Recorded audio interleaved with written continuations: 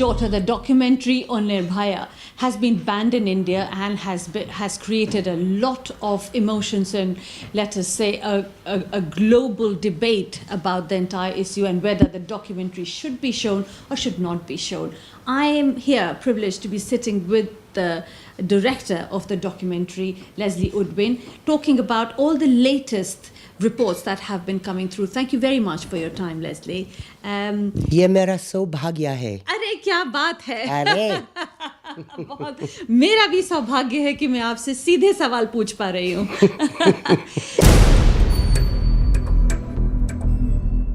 Just recently, there have been 3 very blatant reports. One, that the documentary was not shown in full to the jail authorities, which was one of the conditions for the permission to be granted in full. Let's start with that one first. That is simply misinformation. It is not correct. A 5-person committee was constituted by the Tihar Jail authorities, and on the 9th and the 10th of December 2013, my editor Vivek took in a hard drive with every frame of every shot that had been shot at Tihar Jail, and particularly the general views of Tihar, because the permission was granted on the basis that they could approve of any potential breach of prison security. Not editorial control of the film, which is what later has been stated or pretended. That is absolutely untrue. And it is untrue that I did not show the complete unedited raw footage. I did. Who did you show it to? To the prison authorities, to the 5-person committee that they constituted on the 9th and the 10th of December. On the 9th, we showed them all the general views of Tihar, and there was not one objection to anything that could breach prison security. There was an objection to one shot in which Vinay Sharma, one of the rapists, looked at the camera and spoke to the camera. And Vinay Sharma had not signed a permission, as Mukesh had. So the prison authorities quite rightly said that should not be shown.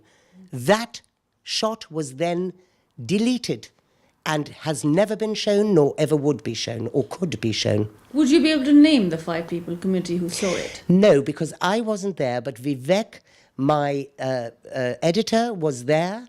Amit Kullar, who was the liaison person between the production and the jail authority, and I'm sure there's a record. Mrs. Mehra would know. There were 2 superintendents of the jail on that committee, that I know. I can't tell you the names, but I'm sure it could be very easily found out. Okay. Have you received, we have been told, legal notice from the Tihar Jail? Yes, I've received a number of legal notices. The first legal notice I received was, I believe, in May 2014. There was clearly a change of heart at the prisons. I have my theories about what engendered that, but there's no point in going into, those kind of details or even speculations, because I have no proof of that. However, there was a change of heart.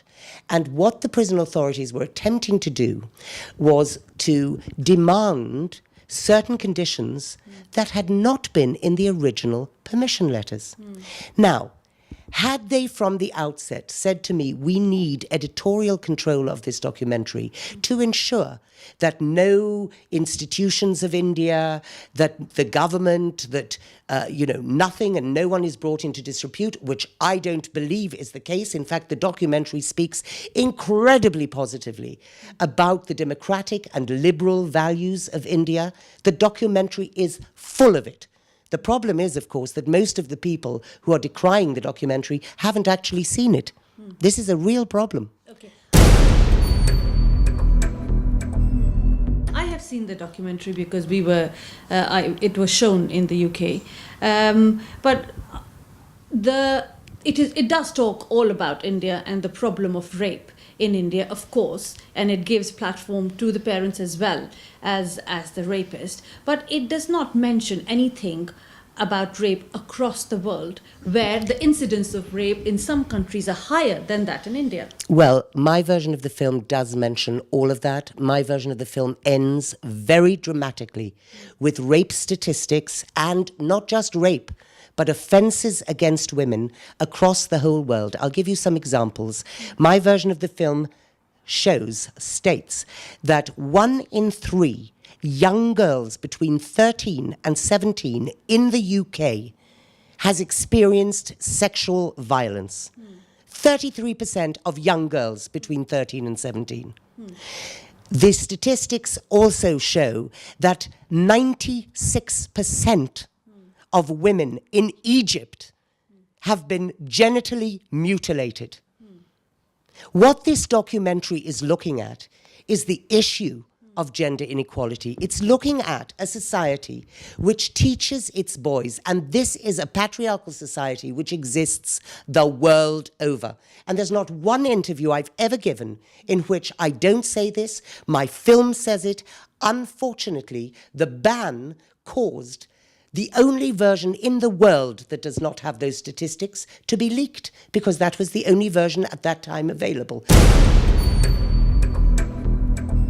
Now, the second objection made by the boy traveling with the medical student, saying this is fake and not real.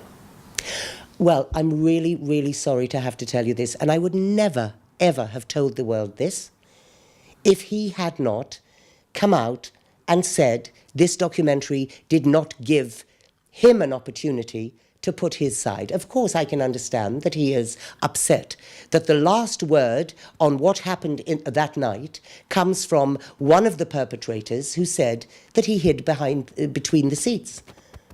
I begged Avnindra Pandey for more than a year, through my co-producer Dibang, through several people actually.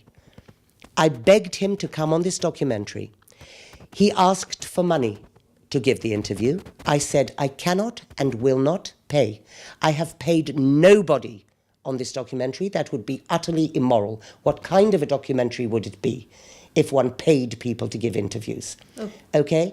And then I continued to beg him to come on without payment and give his version, and told him, I used every persuasive tactic I could. I said, Jyoti is looking down. I said, Nirbhaya is looking down. You have to do this. She would want you to do this. This is a film that's going to make a difference in the world. She would want you to do this. I used every tactic I could. He still refused. And in the final analysis, my co-producer Dibang actually told him that we had a recording of Mukesh saying that he hid between the seats, and that he should have the opportunity to come on and gainsay that or give his version of events. He still refused. His last words to us actually were, I can't, I'm in trouble. He said that to me. I don't know what that meant. Read into that? I can't read into that because I don't know the circumstances. I can only tell you, hand on heart, for over a year I tried. And Avnindra, if you had come on, you wouldn't be in the position now of saying it was a fake.